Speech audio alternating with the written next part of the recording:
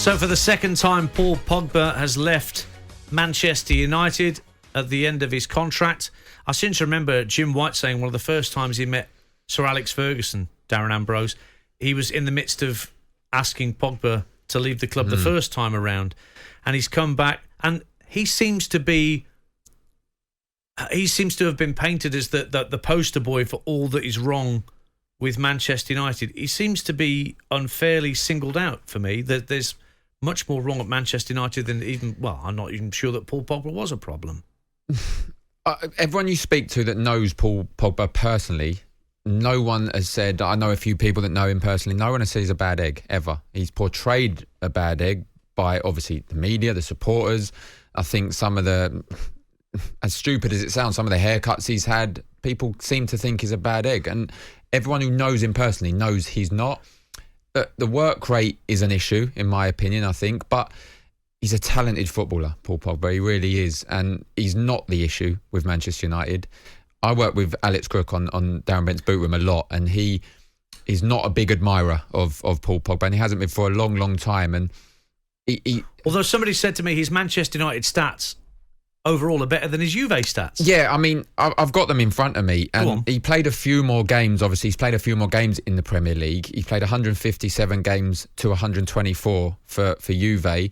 Scored one more goal in the Premier League, but his assists, he's got 41 assists in the Prem and 28 for Juventus. So, in terms of looking at the stats, they're comparable. And you know how he was perceived at Juve. That's the reason Manchester United brought him back. Exactly. Everyone's the issue I have with Pogba is there's a narrative that it is only him. He's the problem. He's Manchester United because he's perceived as Manchester United's best player, or he should be Manchester United's best player. He gets the blame for a lot. Now, people say Pogba's won the World Cup, and I have that argument. It's like, yeah, but he had Kante next to him. He had so-and-so, Mbappe up top. So he never gets credit for that. And he done well at Juventus, yeah, but it's a farmers' league, and that's what people seem to say. And he doesn't get credit for that. When he has a good game, it's like, yeah, but it's not his own.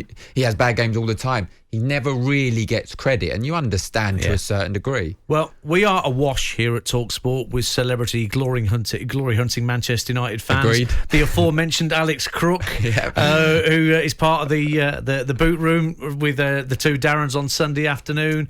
Who else have we got? Oh, Mark Goldbridge, who's done Friday nights for us occasionally on talkSPORT. Andy Goldstein, Hugh another Wozencroft. glory hunting. Well, Hugh Wozencroft had this to say last night on Game Day Countdown about Pogba's departure from Old Trafford.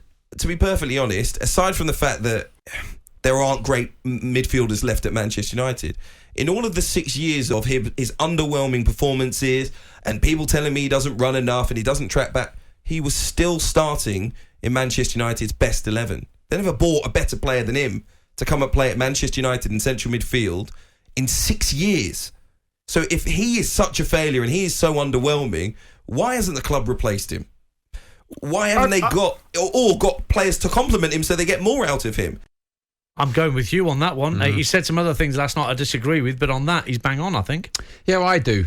I mean, he doesn't help himself, Pogba. Only recently he had the injury, and then he's seen in the gym kicking the ball through the basketball hoop. So those side of his games, he doesn't help. But you can't be...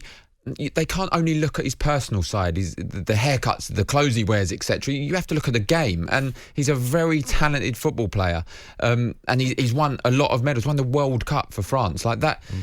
You can't not be talented and win the World Cup, and I think the time's right. He has to leave. I think he does. I think that's come and gone, in my opinion. I think he's probably stayed a year too long in terms of the support has not really taken to him. I think he'll go somewhere else and he'll do really, really well. Man City? Could it possibly be? Does a Tevez? I mean, that would be an exciting move for the neutral. I think in terms, I'm not a City or United fan, that would be an exciting move because how that will get taken. But we asked the question as well when I was on air once, would Manchester United fans care? We asked Alex Crook and he said, no, I wouldn't care in the slightest. I think they would. They would. Did you say chinny wreck onto him at that point? There's absolutely no way that they would say, it's absolutely fine. Yeah, he can go where he likes. But it's all semantics. He's gone. So that's one issue that Erik ten Hag, coming in as the new United boss, doesn't have to ponder any longer. There's other players that have gone as well. Jesse Lingard, not only contract renewed. I feel for Juan Mata a little bit, who I think is a terrific player and has barely been used in the way that perhaps he should have been by not just the recent Manchester United manager, but Solskjaer. You can go back and back and back. Yeah, you think more about his 2-3 years at Chelsea than you do about his much longer spell at Old Trafford, which is bizarre for a player that talented. Absolutely. I like him. I think he plays well every time he's called upon. Didn't get called upon a lot at all last season for Manchester United, but he's got a fantastic left foot. He's an experienced pro. And when you're on a rebuild, which I think this is probably the last rebuild that Manchester United could actually accept, but when you need experienced players like Juan Mata in the team. This takes me on to my next point, because another thing that Hugh said on Game Day Countdown last night about the rebuild that you say that Ten Hag has got to undertake. Hugh was suggesting that, we have to allow Erik Ten Hag the time to rebuild, and, the pressure is off in terms of where Manchester United are in the table. Again, chinny wreck on. If the idea that Manchester United fans would countenance United being anything other than in the top 6 and 5, they would never allow Manchester United to be playing better football but finishing 12th. Yeah. It's just not. There might be some Manchester United fans that would accept that, but the vast majority are bought into this thing that the United machine wins trophies. Yep. And it's a fallacy for me that Manchester United fans are going to allow a season where they can just drift and maybe do okay in the FA Cup, but just drift in mid-table in the Premier League and not challenge. Come on. It's easy to say before the events that what will happen. I totally agree with you. If you're sat here in a year's time where Manchester United have just finished 11th, 12th, although playing some fantastic stuff, rebuilding with some young team that Erik Ten Hag has brought into the football club, I'm wondering what the percentage will be of supporters that are still backing Erik Ten Hag.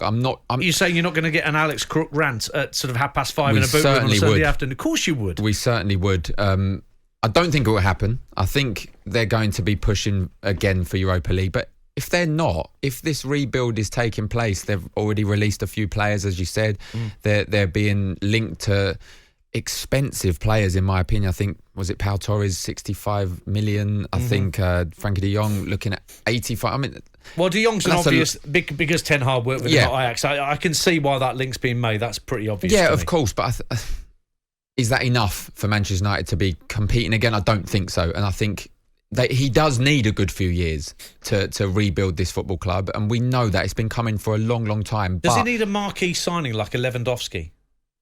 I don't think Lewandowski would go to Manchester United, in my opinion. I don't know, but yeah, I think he does. I think he needs somebody that everyone else, and we'll talk about Newcastle as well later, and I think it's a similar aspect, that you need a signing that other players can look up and think, wow, they're having a go again. I want to be part of that rebuild. I want to be part of the project. And I think they do need somebody like a Lewandowski. Here we are, a few hours away from England playing in Hungary, live on talkSPORT at 5:00 in the Nations League. And all things being equal, Jesse Lingard would have been in that England squad, but his Manchester United career and his England career have tailed off spectacularly. What next for Jesse Lingard? He's got to get it right. If he doesn't get it right, then we're never going to see him in national scene again. We'll see him just dwindle out. Look, he's on a free transfer, we know that. The obvious one that stands out is West Ham. They've already inquired by all accounts. He was fantastic when he was there. And I think to a certain degree, the fact he didn't return to West Ham and he stayed at Manchester United is the reason he's not in the squad tonight. Because I think West Ham are the team that got the best out of him recently. I do think, again, I go back to Newcastle, I think they would take Jesse Lingard. I think there'll be certain teams that would, but the obvious candidate that stands out is West Ham, given what he'd done there last time. And West Ham could have done with him in January, really. When you think about the way their season tailed off, then there was talk about it back then, wasn't it? It never really came to anything. Yeah, exactly. And Jesse Lingard's known, he's still known as a young player, and he's not. He's getting to the back end of his 20s. He's experienced. He's won a lot of trophies. He needs to have the right football club to take him forward. Should come up to Birmingham, really, where he scored 4 goals against Ipswich. Not that you want to talk about that. No, I don't, because he replaced me, actually, there. He did. Oh,